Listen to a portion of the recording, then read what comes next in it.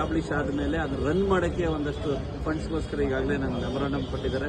ಅದನ್ನು ಈ ಸಲ ಬಡ್ಜೆಟ್ನಲ್ಲಿ ನಮ್ಮ ಏನು ಮ್ಯಾಂಗೋ ಬೋರ್ಡ್ ಬಜೆಟ್ ಈಗಾಗಲೇ ಒಂದು 2 ಪ್ರತಿ ತಯಾರು ಮಾಡಿದ್ದೀನಿ. ಅದನ್ನು ಸೇರಿಸಿ ಎಲ್ಲ ಭಾಗಕ್ಕೂ ಈಕ್ವಲ್ ಆಗಿ ಡಿಸ್ಟ್ರಿಬ್ಯೂಟ್ ಆಗೋ ಥರ ನಾನು ವ್ಯವಸ್ಥೆ ಮಾಡಿದ್ದೀನಿ. ಈ ಸೀಸನ್ ಇಂದ ನಮ್ಮ ಇಡೀ ಅನುಕೂಲ ಇಂಟಿಗ್ರೇಟೆಡ್ ಇದು ಸ್ಟಾರ್ಟ್ ಆಗ್ಬೋದು. ಈ ಎಲ್ಲ ಪ್ರಯತ್ನಗಳು ಈ ಇಂಟಿಗ್ರೇಟೆಡ್ ಪ್ಯಾಕೇಜ್ ಈ ಸೀಸನ್ಗೆ ಆಗಬೇಕು ಅಂತ. ಯಾಕಂದ್ರೆ ನಾವು ಏಪ್ರಿಲ್ನಲ್ಲಿ ಉದ್ಘಾಟನೆ ಮಾಡಿದ್ರೆ ಸರ್, ಏಪ್ರಿಲ್ 15ಕ್ಕೆ ಹಾರ್ವೆಸ್ಟ್ ಬರೋರಿಗೆ ಏಪ್ರಿಲ್, ಮೇ, ಜೂನ್ 3 ತಿಂಗಳು ಯೂಸ್ ಆಗೋಗುತ್ತೆ. ಅದು ಮ್ಯಾಂಗೋಗೆ ಎಸ್ಪೆಷಲಿ. ನಾನು ಈಗ ಬರುವಾಗ ನಾನು ನೋಡ್ಕೊಂಡು ಬಂದೆ, ಹುಬ್ಳಿ ಏರ್ಪೋರ್ಟಿಂದ ಬರುವಾಗ ಧಾರವಾಡ ತುಂಬಾ ಚೆನ್ನಾಗಿ ಹೂವು ಬಂದಿದೆ ಇವತ್ತು. ರಾ ಟ್ರೀಸ್ ಅಂದ್ರೆ ನೀವು ಕಾಡಿನಲ್ಲಿ ಅಥವಾ ರೋಡ್ ಸೈಡ್ ಬೆಳೆಯುವಂತ ಮರಗಳು ಕೂಡ ತುಂಬಾ ಚೆನ್ನಾಗಿ ಹೂವು ಬಂದಿದೆ. ಇಲ್ಲ ನಾವು ರೈತರು ಅದನ್ನ ನರ್ಚರ್ ಮಾಡಿ ಅದನ್ನ ಪೋಷಣೆ ಮಾಡಿರೋ ಇನ್ನೂ ತುಂಬಾ ಚೆನ್ನಾಗಿ ಬಂದಿರಬೇಕು ಈಗಾಗಲೇ.